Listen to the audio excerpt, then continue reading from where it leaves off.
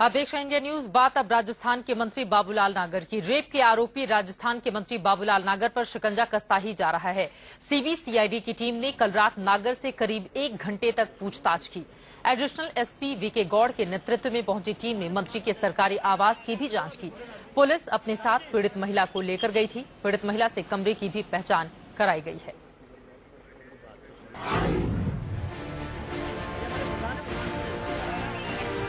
नाम बाबूलाल नागर, गहलोत सरकार में राज्य मंत्री, महिला के साथ रेप और मारपीट का आरोप। ये इल्जाम चुनाव की तैयारी में जुटी कांग्रेस के लिए कलंक से कम नहीं। आरोप भी उस दिन लगा जिस दिन राजस्थान के बारां में राहुल गांधी महिलाओं के सपनों को पूरा करने की बात कर रहे थे। ये जो महिला है,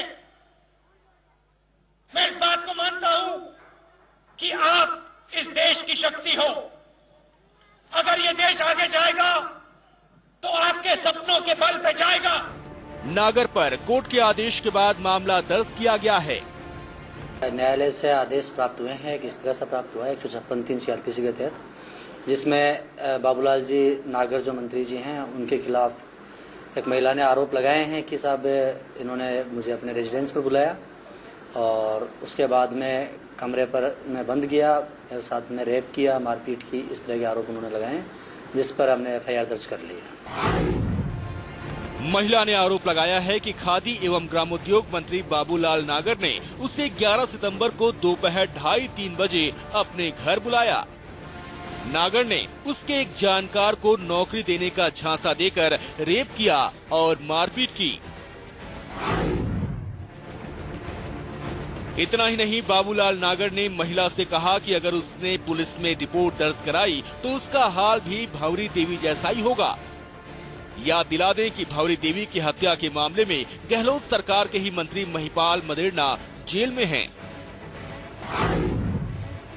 महिला घबराहट और परिवार की इज्जत की खातिर 2 दिन तक चुप रही, लेकिन 13 तारीख को उसने जयपुर सेशन कोर्ट में एक एप्लीकेशन देकर नागर के खिलाफ FIR दर्ज करने की मांग की। महिला ने अपने एप्लीकेशन में नागर के खिलाफ धारा 323 और 376 के तहत FIR की मांग की। 16 तारीख को जयपुर सेशन कोर्ट ने बाबूलाल नागर के खिलाफ मामला दर्ज करने का आदेश दिया, जिसके बाद 17 तारीख को सोडला थाने में मामला दर्ज किया गया, जिसके बाद मामले की जांच CBCID ने शुरू कर दी।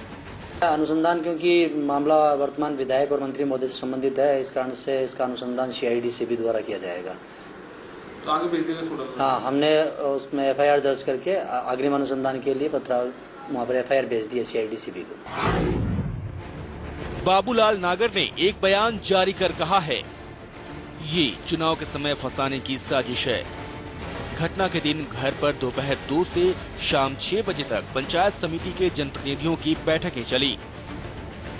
वहां 2 घंटे बाद तक लोग थे। इस दौरान महिला दुष्कर्म के दर्ज 2 मामलों में से किसी को बाहर निकलवाने की सिफारिश लेकर आई थी।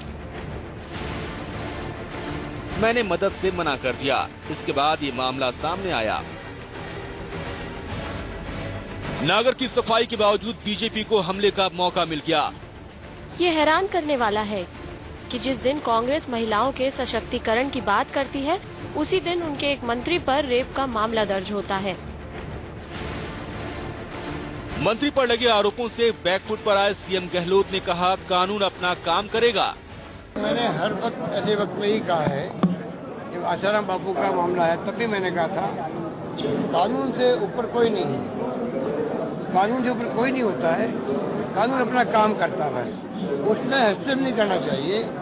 उस वक्त में भी लोगों ने कई तरह के सवाल उठाए थे, तब भी मैंने कहा भाई आप कानून को अपना काम करने दो। इनसाइड स्टोरी ये है कि बाबूलाल नागर की छवि एक दबंग नेता की रही है। उन पर धमकाने और अवैध हिरासत में रखने के आरोप लग चुके हैं। एक बार मुख्यमंत्री गहलोत ने उनका विभाग भी बदला है। इस मामले में ये बात सामने आ रही है कि मंत्री ने महिला से कहा कि उसे समझौता करना पड़ेगा। दीपक व्यास, जयपुर, इंडिया न्यूज।